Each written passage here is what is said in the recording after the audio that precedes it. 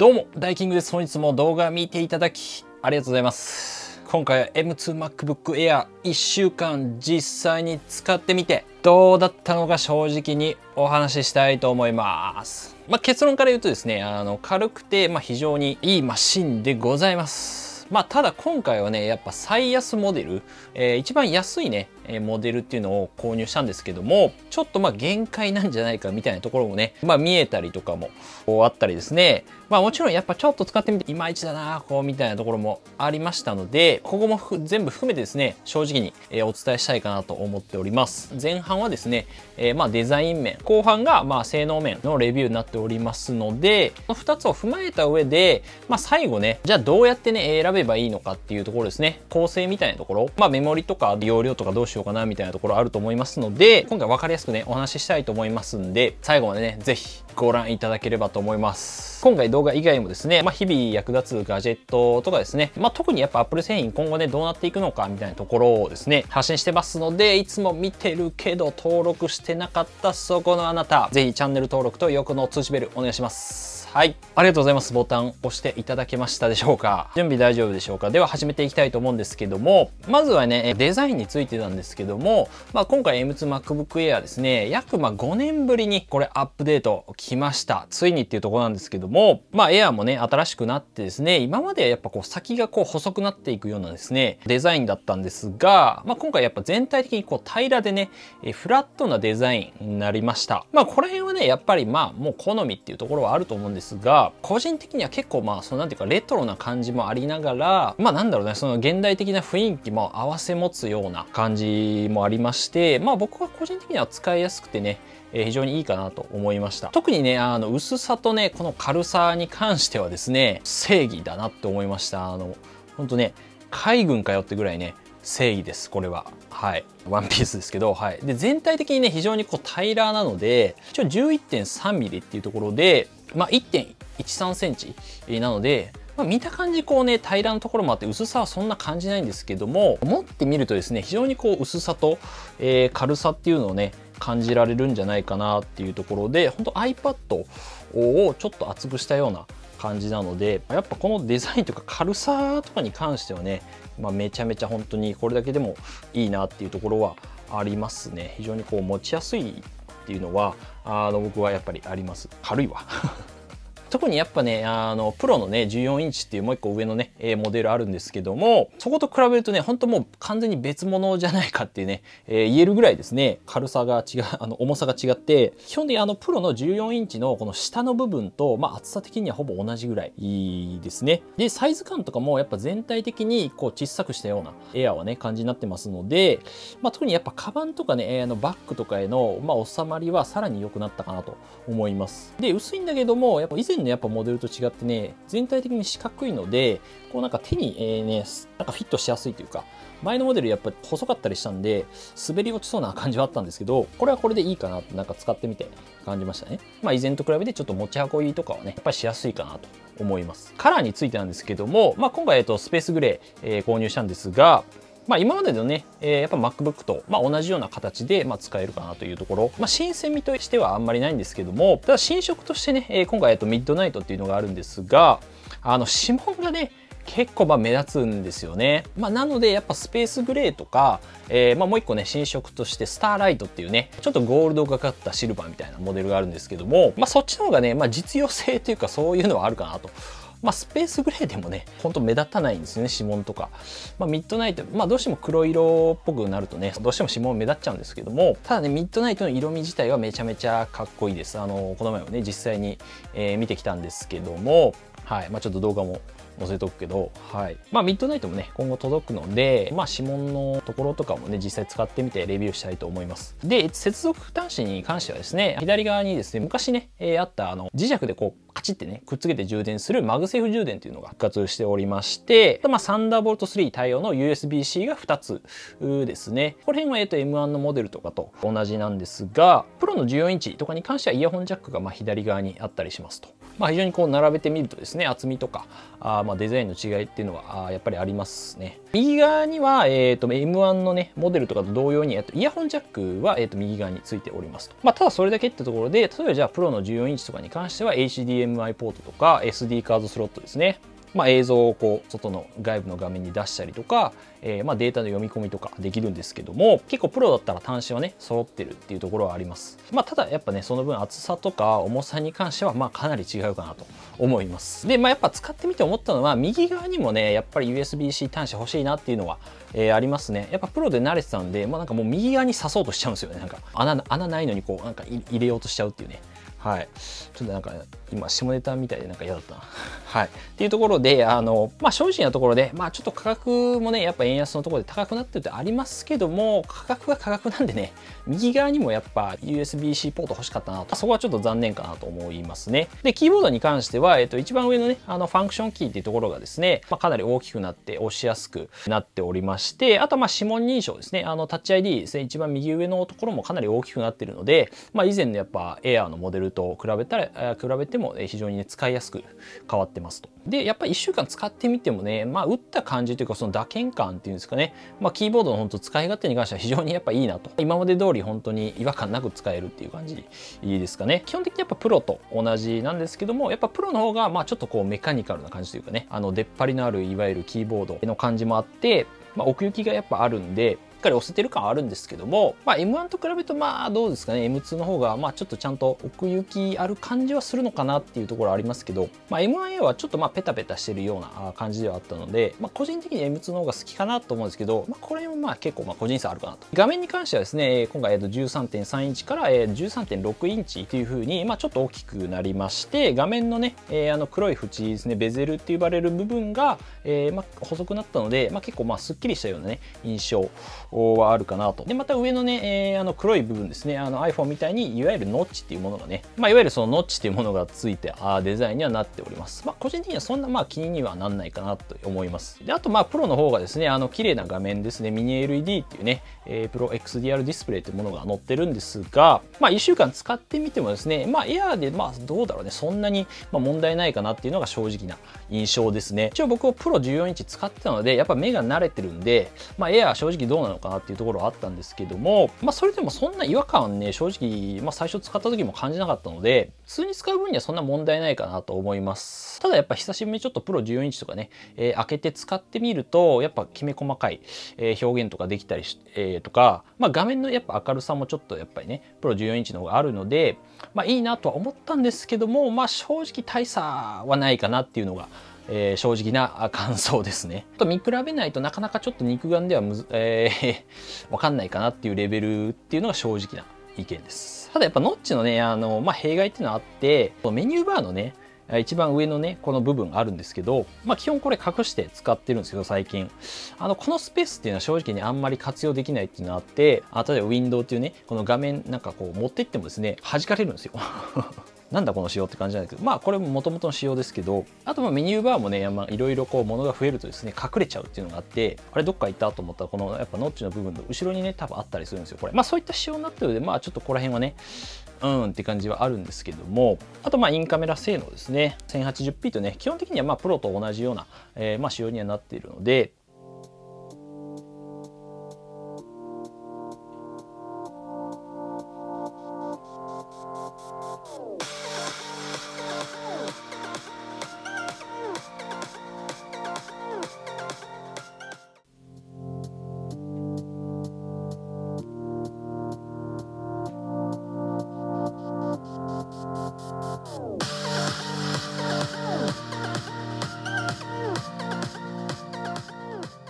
ということでスピーカーもですね、まあ、基本的には前回と同じ形ですけども、まあ、どうしてもプロと比べるとそのまあ臨場感とかですね音の広がりに関してはまあ結構差があるなっていうところはありますね。M2 Air でもまあ普通に使う分には全然ね、まあいいかと思いますけど、まあ、M1 と比べてそんな劇的に変わったかって言われるとそこまでもないかなっていうのが正直な意見です。ということで続いてはですね中身ですね、まあ性能面の方に移りたいと思うんですけども、まあ一応前回と動画とねまあ同様にまずまあギークベンチススコアを簡単にちょっとね見たいと思いますけど、だいたい1800とマルチコアのスコアがだいたい8000、ちょっとぐらいっていうところで、普通に全然ほぼ今までの、MacBook の中ではほぼトップクラスでいいと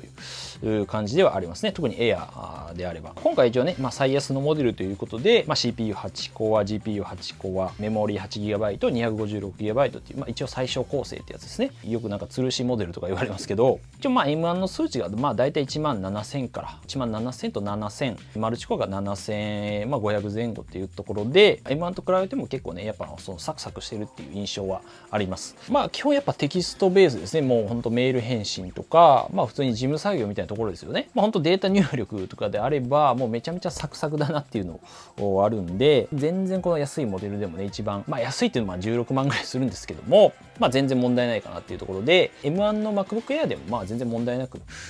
早いので、ここだけだとそんな差はないと思うんですけども、やっぱさらにこう画面とかも見やすくなってですね、タイピングもしやすかったりするので、使いやすいかなと。はい。ただちょっと今回いろんなアプリをね、もうちょっと立ち上げた状態でですね、ベンチマークとかちょっと回してみたんですけども、やっぱりちょっとね、特にマルチコアとかに関しては、誤差の範囲っていうのもね、誤差レベルかもしれないんですけど、ちょっと落ちるかなっていうところはありましたね。ちょっと後で後ほどここら辺はね、話したいかと思いますけど、次GPU なんですけども、動画とか画像編集関わってくるところですが、今回最安のね GPU が8コアということもありまして、だいたい26000前後のスコア、メタルスコアというものでね、測れるんですが、で M1 Air がだいたいどうですかね、18000から2万ぐらいかな。M1MacBook Pro とかと2万ぐらい出ると思うんですけど、もちろんね M1 よりは最安モデルであっても全然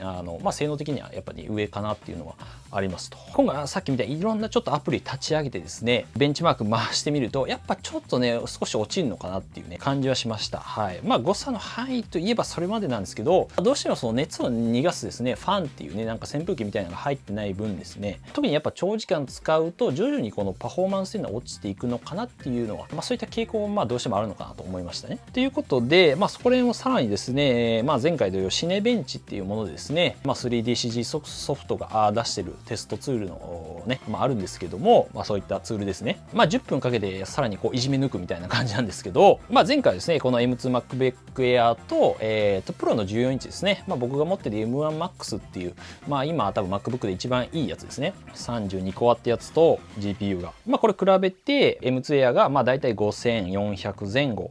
ですね、マルチコア。で、M1Max がだいたい1万2000ぐらいということで、ここはさすがに差はありますけども、今回さらにですね、もうちょっとそのアプリをもうめちゃめちゃさらに開いてる状態、さらに負荷がかかってる状態ですね。その上でシネベンチを回すっていうね、鬼畜なことをやるっていう感じなんですけども、さすがにね、4300ぐらいまでちょっと落ちちゃいましたね。スコアとしては。1000ぐらい落ちたのかななんで。一応、後ろではですね、Final Cut Pro とか、Photoshop とかですね、一応 Safari もね、かなりタブって言っていろんなこうサイトをね、多分20個ぐらい開いてたのかな。結構開いた上で、シネベンチ回してみたので、さすがにパフォーマンスはちょっとね、下がるのかなっていうのはありました。熱もね、CPU の温度自体もですね、結構上がってはいましたが、それでももちろんじゃあフリーズしたりとか熱暴走とかも、そういったこともなかったので、ポリシリコンはやっぱすごいなということで、これ意外だとメモリもうちょっとねプレッシャーかかるのかなと思ったんですけども、うまくそのスワップってものでですね、逃がして 8GB だったんですけども、まだ余裕があるような感じで、ここはちょっと意外でした。はい、うまく逃がされてるなってところで、まだフルスペックのですね、僕も M2MacBook Air メモリ 24GB モデルをね注文して4月終わりかな来ると思うんで、ちょっと気になる方はねそことも比較したいと思いますので、ぜひチャンネル登録してお待ちいただければと思います。僕はそっちをメインマシンにしようかと思うんですが、あとは最安モデルで怪しいんじゃないかって言われるところが、この SSD の読み込みスピードっていうのがありまして、いわゆるそのデータを読み込んだり、また書き出したりするっていうところですね。特に時間が結構かかるんじゃないかっていうことが言われてまして、これね前回同様にですね、やっぱり普通の、特に M1 と比べてもですね、半分ぐらいのスピードになってるっていうね、ところです。256GB のモデルですね。と、どうしてもね、毎秒1500メガバイトいくかいかないかぐらいをずっとこういってるみたいなところで、なのでやっぱり頻繁にじゃあデータをね、別のとこから移したりしますよとか、動画を移してきたりとかする場合であれば、やっぱり 512GB 以上の方がですね、やっぱ作業時間っていうかシンプルに短縮できるんで、本当多分読み込みの時間がね、ものによっては多分倍以上違ったりするんで、そういう意味では最安モデル、容量ね 256GB のモデルっていうのは、結構ね差があるんですよね。今までで多分これまでで一番差があるんじゃないかっていうぐらいね、言われてたりするので、ここは注意点かなと思いますと。あと動画の書き出しですね。今回ファイナルカットプロなんですけども、前回実際にですね、僕の動画の編集ファイルですね、24分ぐらいあるAirPods Pro のレビュー動画なんですけども、大体フル HD っていう 1080p で H264 っていうね、一番その一般的な形式のものですね。 YouTube とかに上げる時に使うものなんですが、これで書き出しで大体 M2 Air で14分ぐらいですね、24分の動画で M1MAX ですねで大体12分ぐらいだったので、そこまでね、4K とかまでいかないのであれば正直そんなに大きな差は出ないのかなっていうところをですね、4K 動画であってもそんなにね差は出ない。いろんな動画見てみたんですけど、比較動画をさすがにやっぱ 4K で、10ビットとかいういわゆるこの高画質な動画だったりですね、 4K の中でも、あと8K とかになってくるとさすがにちょっとねしんどいかなっていうところあるんですけども、 8K でも動くことは動くみたいですね。 M2 Air でも別にこの M2 Air にはですねGPU が10コアのモデルっていうのがね、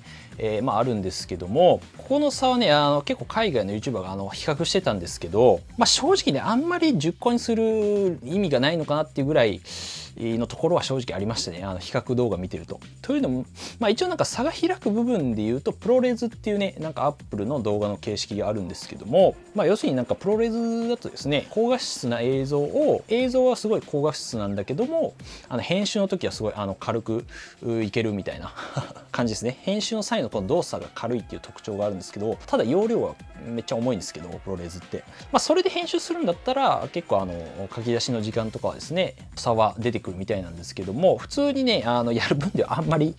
差はないみたいですね。はい、プロレズっていう形式でもし編集するんであればですね、10コアにする意味はあるのかなと。とりあえず編集して1週間経った感想で言ってもですね、性能とかですね、なんていうの、負荷的にはね全然最安モデルでも普通にいけるなっていうのが、4K とかであってもですね全然問題ないかなと思います。はい、ということで最後ね使ってみて、さらに1週間使ってみてですね、おすすめ構成みたいなところですね、 M2 Air どんな感じで買うのがいいのかみたいなところをですね話して終わりたいと思いますけども、で最初のこのシステムオンチップのところですね、前回の動画で一応16000円だったら別に上げてもいいかなみたいな感じで話してたんですけども、エアーがやっぱそのファンレスっていう構造上ですね、やっぱ長時間作業するとどうしても熱くなってしまうのでパフォーマンスやっぱちょっと下がりやすいっていうのはねあるんで、どうやら10コア GPU にしてもあんまりそれを活かしてないっていうのが今のところなので、正直8コアでいいかなっていうのがほとんどの人8コアでいいんじゃないかなと思ってます。一応僕も10コアのモデル来るので、そこもちょっとね比べてみたいと思うんですけども、実際にさっき説明したそのプロレズっていう形式で書き出すんだったら、その10コア16000円出す価値はあるのかなと。それ以外だったら正直あんまりそんな変わんないんで意味あるのかなっていう感じは正直してます。はい、で今8コアのモデルでもね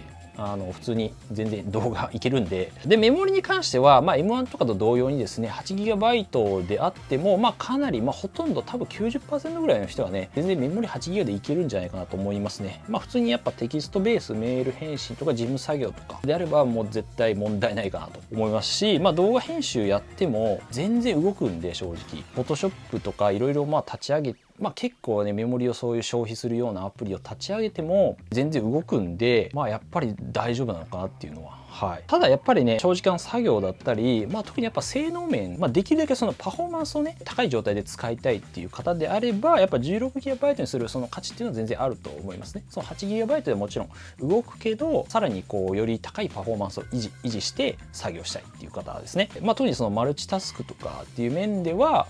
どうしてもこの Apple Silicon の特徴としてはメモリがねなくなるとすごいね重くなるんですよね動作がっていうのがあるので、メモリっていうのはどうしてもちょっと後から変えれないんね、ものなので、こう性能をやっぱ特に維持して高いパフォーマンスで作業したいみたいな方はですね、16GB 以上するのもありかなと思っておりますと。ストレージに関してはですね、256GB 容量に関してはまあ全然普通に使う分にはね、問題ないかなと思います。まあここもやっぱ動画編集とかね、まあどうしてもその容量を食うものですよね。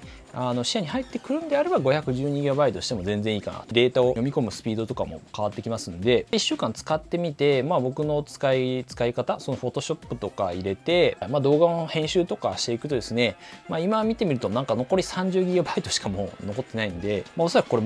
普通に多分もう1本ぐらい編集するともうなくなっちゃうんで、容量。まあちょっときついな、やっぱきついなっていうところは実際思いますね。まあ 512GB は少なくとも欲しいかなと。まあなんで長い目で見るとまあありかなっていうところはありますと。で、容量はね、まあどうしてもやっぱ外付けのその SSD ってものを買えばですね、後から付け足しみたいな感じでできるんで、そっちに移すってことができるんで、まあメモリとじゃあそのストレージ容量どっち優先するのかっていうね、ところで言うと、まあどうしてもメモリの方がですね、そのパフォーマンスに影響してくるっていう、性能に影響してくると、やっぱ後から変えれないっていうのがあるので、やっぱメモリを上げといた方がいいんじゃないかなと思います。ということでちょっと参考になれば幸いでございます。とはいえここら辺はちょっとまあ皆さんの用途とかによりますんで、まあちょっと気になる方はぜひね、気軽にコメントしていただければと思います。はい。できる限りね、答えたいと思いますんで、他にもM1MacBook Air のね、レビューだったりですね、まあ正直 M1 で全然いいかなっていうのは、コストパフォーマンスって意味ではですね、いいと思いますし、まあプロのね、もう1個上げて14インチ買うっていうのも、まあ全然選択肢としてありと思うので、まあ思えとはいえね、やっぱり、基本自宅で作業する方とかね、パフォーマンス必要って方はそっちで全然いいと思うんで、ちょっと参考にしてみてください。で、また、ほぼフルスペックの M2 Air も来るんで、そこもちょっと比較したいと思ってるので、ぜひ気になる方は今のうちチャンネル登録してお待ちください。はい。あと通知ベルを押してもらうと確実に届きます。はい。ということで、この動画少しでも役に立ったなと思ったら、ぜひ高評価もお願いします。ということで、また次回の動画でお会いしましょう。良い一日お過ごしください。バイバイ。めっちゃ喋ったな。すげえ喋っちゃった。楽しみだな。ミッドナイトも指紋があれだけど軽すぎるわ。でもやっぱりマジで軽いもん。やっぱり14インチだとなんかね、重さもあって、なんか心理的な重さもあるのか、なんかもう外でなんかあんま持ち運びたくないなって思ったんですけど、最近やっぱねエアあるからか結構やっぱ外出るようになりましたね。なんでね、デブ賞の人ははいぜひ M2 エア買ってみてください。はい、M1 でもまあいいと思うけど、いやーあっちいな最近。暑すぎんか最近。